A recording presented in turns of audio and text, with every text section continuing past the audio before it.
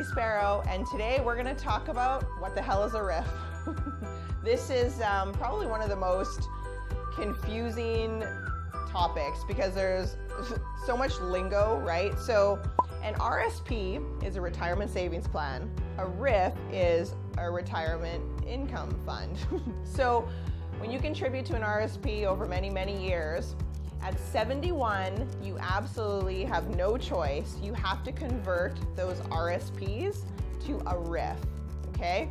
So when you turn 71, you've got to convert all the RSPs you put away over the years, regardless of whether you've got them spread over, a bunch of different banks. You now have to create what's called a RIF. And why the government has you do this is because you've been able to defer tax on your RSPs for many, many years, and now the government wants them money. So what they're going to make you do is they're going to make you convert to a RIF, and then you actually have to take out a percentage of your RIF every single year. Now the percentage starts lower, and then slowly, gradually, as you get older, you have to take more and more out. But if you're making a good return on your RIF, sometimes you can have a RIF for a long, long time. Now, people ask what happens what happens if I pass away? What's going to happen to my RIF? Well, if you have a spouse, common law partner, you're married, you can actually put them on as your successor to your RIF. And then it'll actually roll over to them tax-free at that time when you do pass away.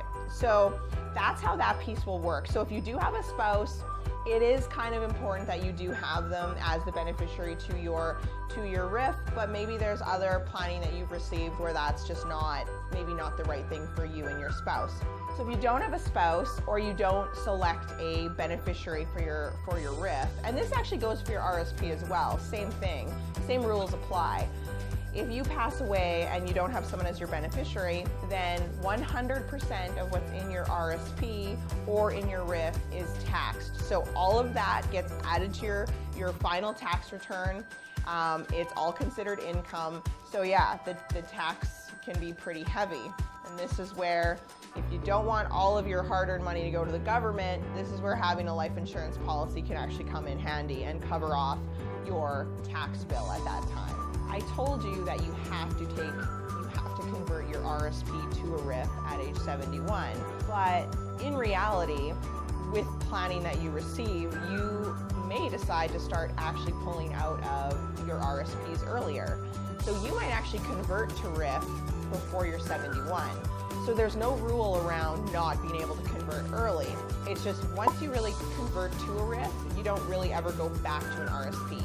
So once you do that conversion, you just want to make sure that you do need income long term and you're okay taking it, because you can't really go backwards. So the timing on when you actually take money or start taking money from your RIF or from your RSPs is pretty important. Keeping it there till you're 71 may end up blowing up in your face just because of the tax situation you could be in. And if it does claw back your government benefits, then of course, that's not great either. Now, I often get asked, are there any steps that should be taken? And really, the whole point of retirement planning or income planning is we can just run calculators and you can see where and when you should start to withdraw. So you might actually start to withdraw from your RSPs when you're, say, 63 years old. Because let's say you're planning to take out some of your government benefits. Some of your government benefits are coming at 65. Well, you might, for whatever reason, if you're retired, you might have a lower income between the age of 60 and 65.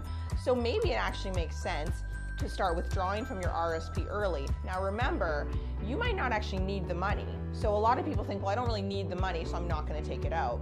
Well, even though you don't need the money, what you could be doing, let's say you have tax-free savings account room that you can use, you could actually withdraw from your RSP, and now that money's taxed, and now it's going into your TFSA. You're not spending it, it's still invested, but at least you're getting more money out of that RSP and taxed, ready to use for other things. Now, when you go, and this, again, you need planning for this because it could be detrimental. It might actually be better, especially if you don't have any tax-free savings account room left to use. You might just be taking money out of your RSP, paying tax early, so that money's gone to the government.